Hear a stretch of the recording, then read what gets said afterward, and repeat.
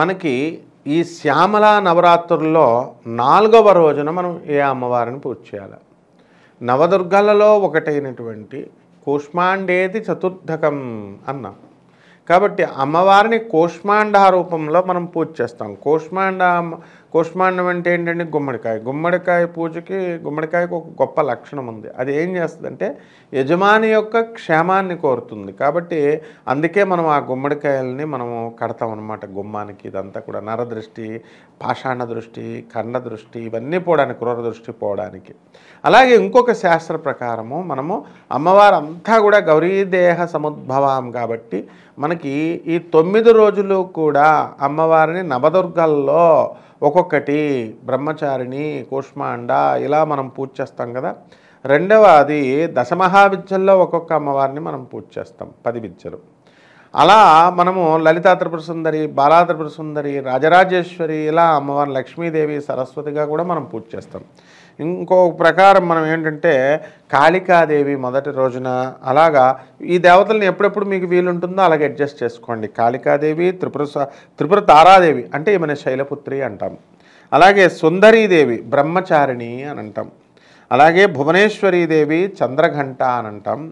అలాగే మాతా చిత్రమాత త్రిపురదేవి కూష్మాండాదేవత అని అంటాము. 5వది భైరవీదేవి, ఆమెని మనం స్కందమాత అంటాము. 6వది మధుమతీదేవి, శక్తి దేవతగా మనం పూజ చేస్తాము.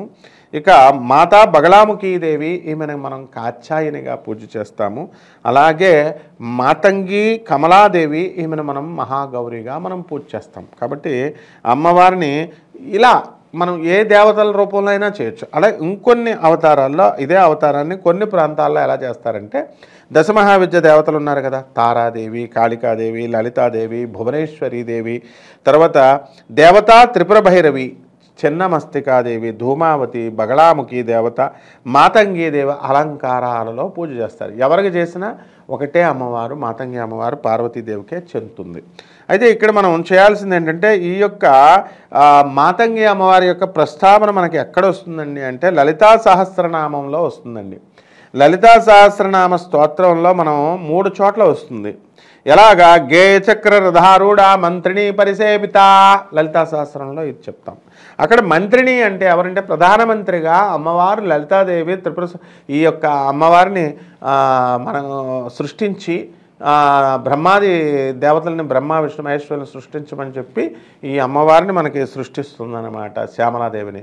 అందుకనే ప్రధానమంత్రిని కాదు మంత్రిని అని చెప్తాం. అలాగే గేయచక్ర ఒకసారి గేయచక్ర ధారుడ మంత్రిని పరిసేవిత అయిపోయింది కదండి. రెండవసారి మంత్రిణ్యంబ విరచిత విషంగ వదతోషిత మంత్రిణ్యంబ విరచిత విషంగ వదతోషిత అనేటటువంటి నామంలో కూడా మళ్ళీ మనం శ్యామలాదేవి ప్రస్తావన లలితా సహస్రంలో వస్తుంది. ఇక 3వసారి మనకి ఎక్కడ వస్తుందండి అంటే మంత్రిణ్యస్త రాజ్యదూహు అనేటటువంటి ఈ యొక్క మంత్రంలో నామంలో వస్తుంది మనకి. కాబట్టి ఇక్కడ మనకి లలితాదేవికి మన కుడివైపున ఎవరుంటారండి అంటే శ్యామలాదేవి ఉంటుంది, ఎడమ వైపున ఎవరుంటారు అని అంటే వారాహీదేవి ఉంటుంది. కాబట్టి మనకి ఇచ్ఛాశక్తి, జ్ఞానశక్తి, తర్వాత క్రియాశక్తి 3 శక్తులు ఉంటాయి కదా. ఇక్కడ ఇచ్ఛాశక్తి ఎప్పుడు కూడా లలితా త్రిపుర సుందరి అంటే ఆ సంకల్పం కలిగించేది లలితా త్రిపుర సుందరి అనమాట. అయితే జ్ఞానశక్తి ఎవరు అంటే శ్యామల అమ్మవారు, శ్యామలాదేవి. అలాగే క్రియాశక్తి ఎవరు అంటే వారాహీదేవి అమ్మవారు అన్నమాట.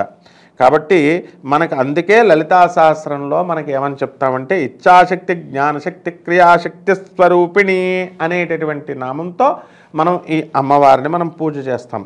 అయితే ఇక్కడ మనకి ఏంటంటే మనకి మాతంగ కన్యాం మనసాస్మరామి అనేటటువంటి మంత్రంతో మనము కుంకుమార్చన చేసుకోవాలి ఈ 4వ రోజున. అసలు మనం ఈ అమ్మవారు ఎవరండి అని అంటే భండాసురుని చంపేందుకు లలితా త్రిపుర సుందరి అమ్మవారు ఉద్భవించింది. ఆమె పుట్టిన తర్వాత ఏం చేసిందండి, మళ్ళీ బ్రహ్మాది దేవతలందరినీ కూడా సృష్టించాలి. అప్పుడు ఎవరిని సృష్టించిందంటే మళ్ళీ సృష్టించే క్రమంలో శ్యామలాదేవిని సృష్టించిందనమాట. శ్యామలాదేవిని సృష్టిస్తే ఆ లలిత అమ్మవారు అప్పుడు ఆ లలిత అమ్మవారు ఏం చేస్తారు, ఈమెని ఈ శ్యామల అమ్మవారిని ప్రధానమంత్రిగా మనకి పిలుస్తారు. కాబట్టి ప్రధానమంత్రిగా వచ్చింది కాబట్టి చక్కగా మనకి అమ్మవారు మనము ఈ అమ్మవారిని మనం ప్రధానమంత్రిగా మంత్రినిగా మనము పూజ చేస్తాం అన్నమాట. కాబట్టి మనం ఏం చేయాలండి అని అంటే ఈ 4వ రోజున చక్కగా ప్రొద్దున్నే నిద్ర లేవాలి. నిద్ర లేచి సూర్యోదయానికంటే ముందే నిద్ర లేచి ఆవు పేడ ఉంటే కనుక ఆవు పేడతో గోమయంతో మనం కల్లాపు వేసుకుంటాం, ముగ్గులు పెడతాం చక్కగా అమ్మవారికి. మనం తలంటి స్నానం చేసి శుద్ధమైనటువంటి వస్త్రాలని శుభ్ర వస్త్రాలని మనం ధరించి ఆ తర్వాత మనం ఏం చేయాలండి అని అంటే ముగ్గు వేస్తాం.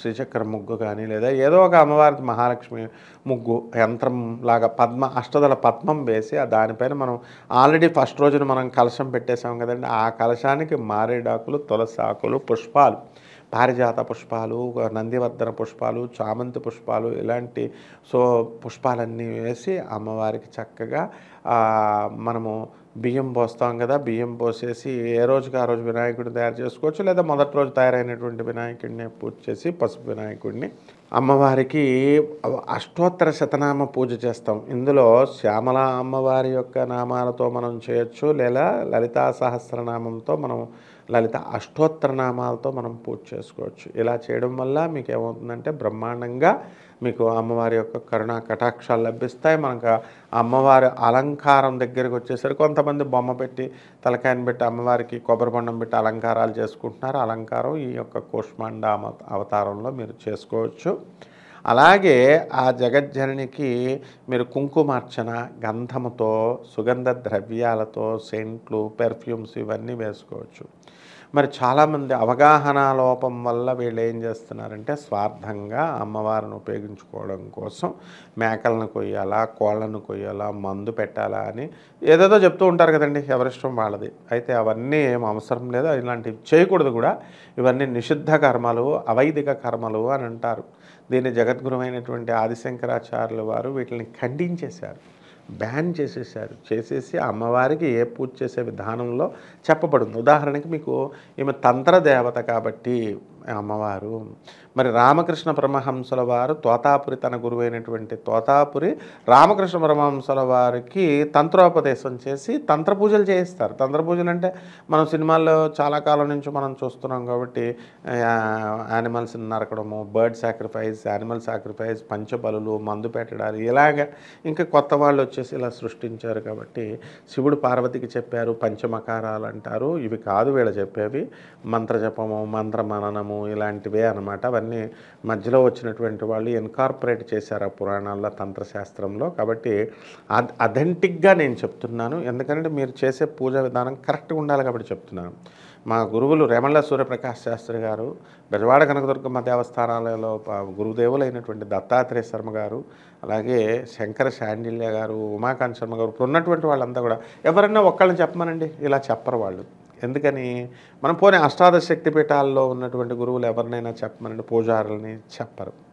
ఎందుకనంటే అది ఇప్పుడు నేను మొన్న మహాకాళి అమ్మవారి గుడికి వెళ్ళానండి కలకత్తా. ఎప్పుడు కళలు పెట్టడానికి వెళ్తాం, అష్టాదశ శక్తిపీఠాలు అన్నింటికి వెళ్తాను నేను మా గురువులతో. వెళ్ళినప్పుడు అక్కడ మేము పూజ చేస్తున్నాం, ఇక్కడ పండాలు ఉంటారు, మామూలుగా వాళ్ళు కంట్రోల్ చేస్తారు అంతే. అక్కడ వెనకాల ఒకడు చిన్న పేకపిల్లని బలేసేసాడు. బలిపెట్టం అది తెచ్చిన వాళ్ళకి వేస్తారు, అది దేవస్థానం రెవెన్యూ వస్తుంది కాబట్టి, కాదని అనకూడదు. కాబట్టి మనకి కల్చర్ ఎక్కువ ఉంది కాబట్టి, మనకి ఎండోమెంట్స్ డిపార్ట్మెంట్ ఇవన్నీ పనిచేస్తున్నాయి కాబట్టి సౌత్ ఇండియాలో మనం ఈ కోళ్ళని మేకలని కోయడం ఆపేసాం అంతే.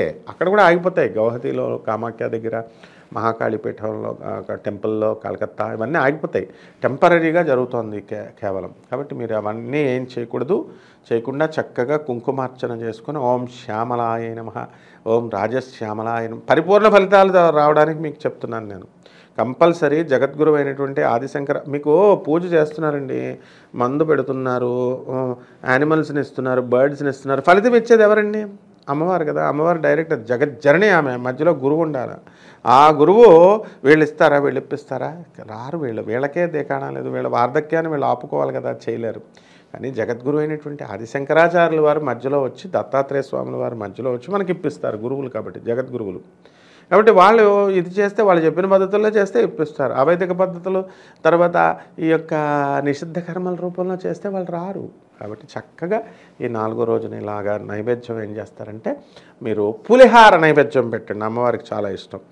పెట్టేసి చక్కగా పువ్వులు వేసి ఎర్రని పుష్పాలతో పూజ చేయండి. మీకు అమ్మవారి యొక్క కరుణాకటాక్షం వస్తుంది. శుభమస్తు.